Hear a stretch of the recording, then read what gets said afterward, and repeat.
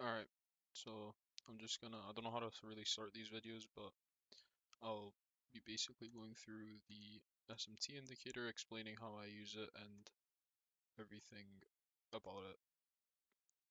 So, the SMT indicator basically has many features such as the consecutive SMTs, real-time SMTs, just normal SMTs, SMT fill, um, PSPs, session filter, premium and discount, strength table, and then some extra advanced options with two-stage alerts as well for two-stage SMTs. Now, how do how does the indicator work? Basically, first of all, you have your asset correlation, pretty self-explanatory. It's basically what assets you want to be linking with. So you have your correlation mode. You can either set it to custom or automatic. Automatic is based on the indicator itself and the pairs that we have hard-coded in the indicator. And the custom is basically whatever symbol you want to put.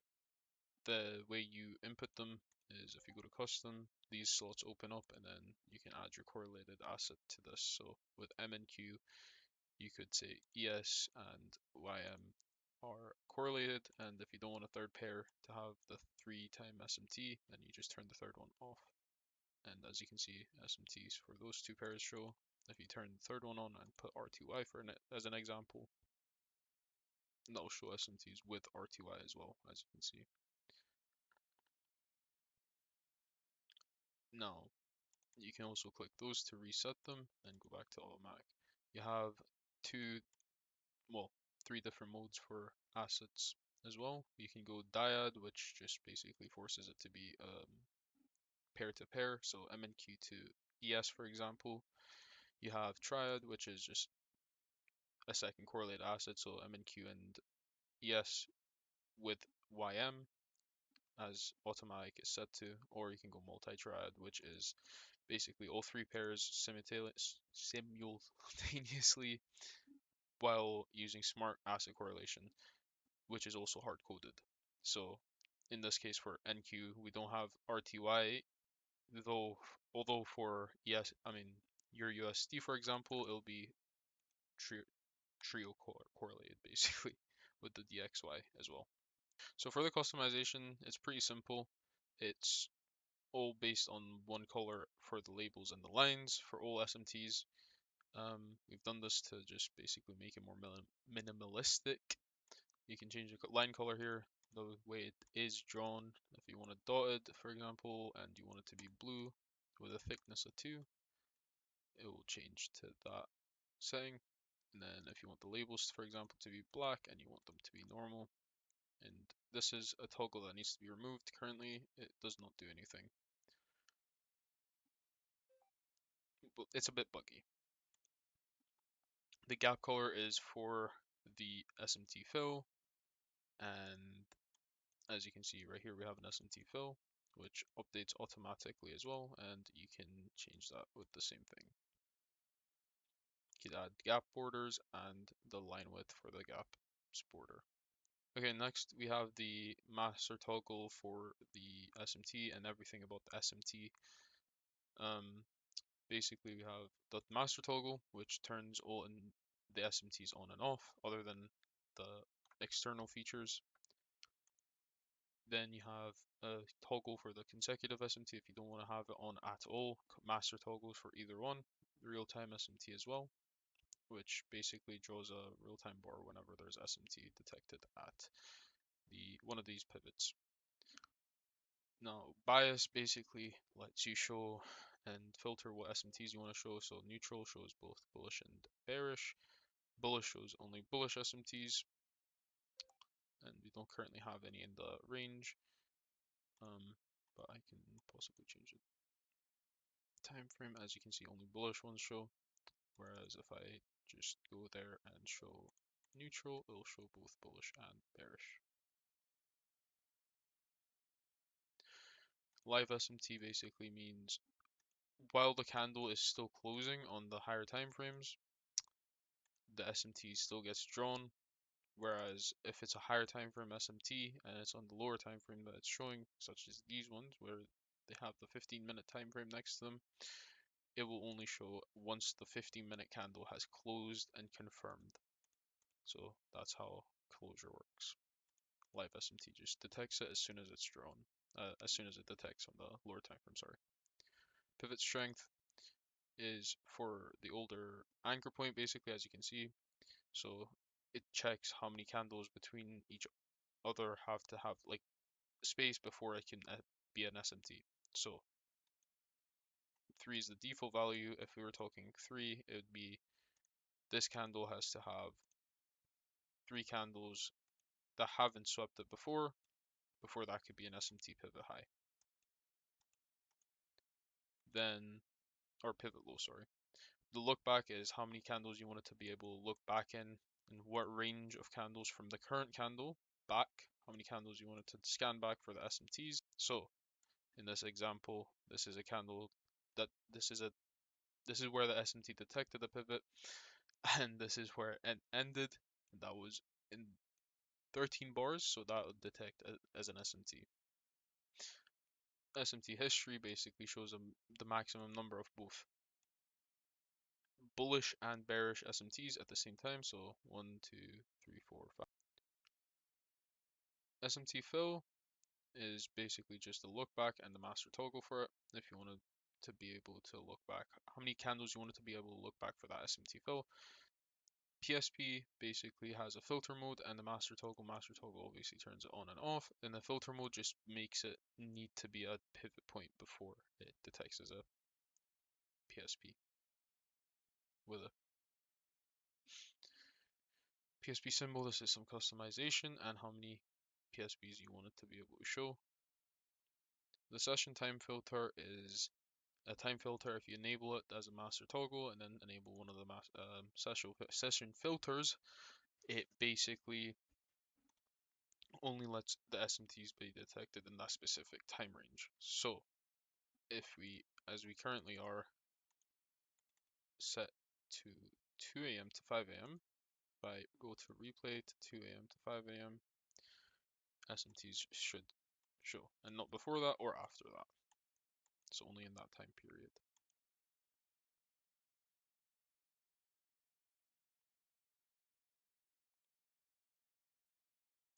As you can see, SMTs are starting to come in.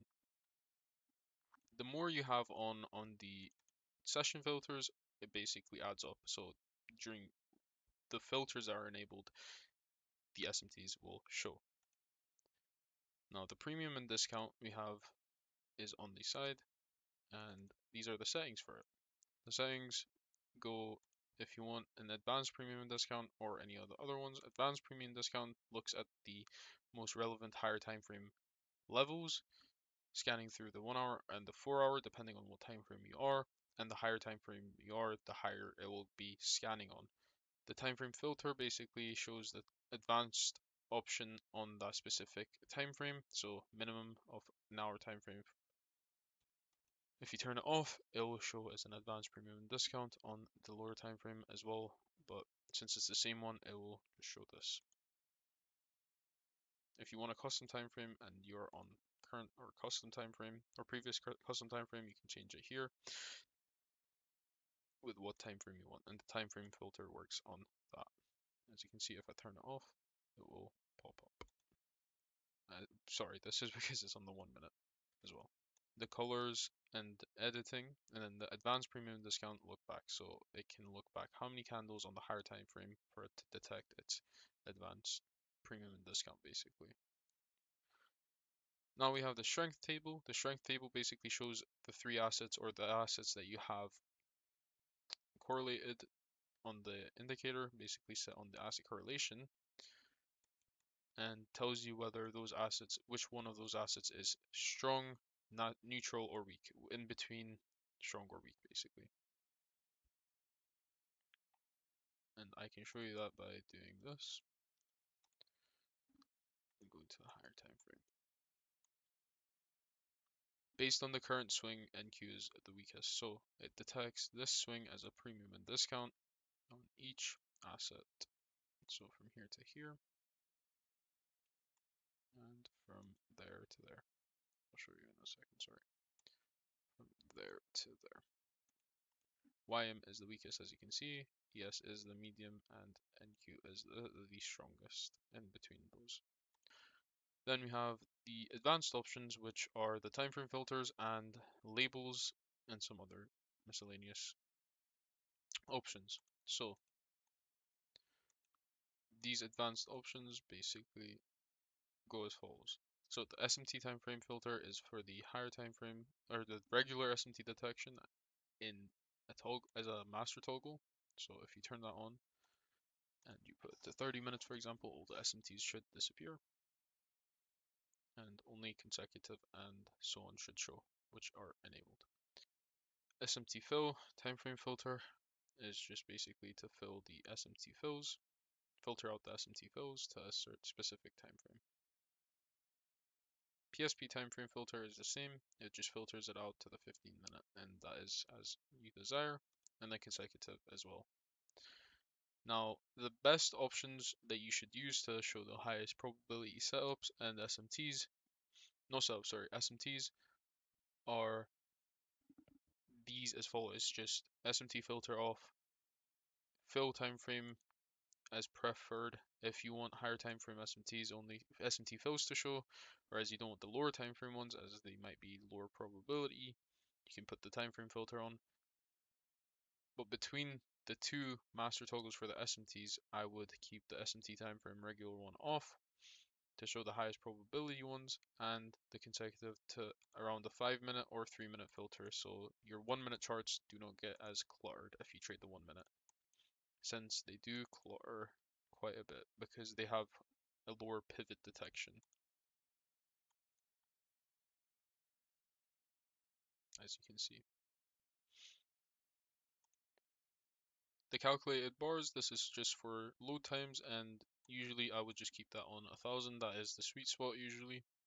And then you can turn time labels on the lower time frame SMTs off as well, which is your higher time frame SMTs basically. They all work in one, and there's no master toggle anymore for them. It's just a all-in-one SMT detector. It just turns the labels to regular.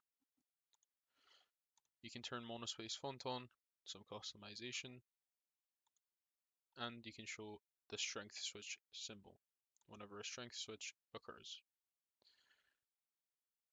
And you can customize the symbol and how you want it to display. Usually you can keep that off, but that is if you know and want to use the strength switch option.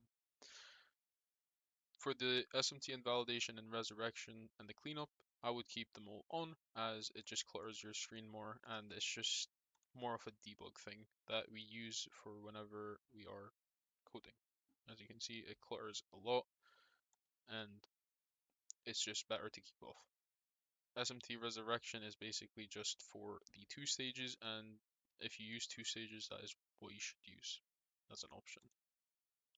2-stage compound alerts you could turn on as follows. So just have the option enabled, go to the indicator settings, add an alert, and if there is, it depends what time frame you want it to be on, so you can set it to whatever time frame you want the 2-stage SMTs to appear on. And for this, you should go to the 2-stage option and then press create. Once there is a 2-stage SMT, it should give you an alert. Yeah, as you can see, we have a 2-stage SMT on NQ because we have the PSP here and the SMT. You can specify which type of alert you want, so you can have a specific SMT fill plus PSP, or you can have dual consecutive SMTs, or you can have specifically either one of these options or a 1-stage SMT. Any signal is the master toggle, so if you were to just have the alerts option enabled and you just want alerts, you turn 1-stage any signal on and you will get all the time frame, the alerts for that specific time frame you have set. And yeah, I think that covers almost everything. And max resurrected SMTs, this is another option. This shows how many 2-stage SMTs you can basically have. This is specifically for, whoops, This is specifically for the options such as the dual consecutive SMTs or consecutive, or for the lower time frame plus lower time frame SMT two-stage alert.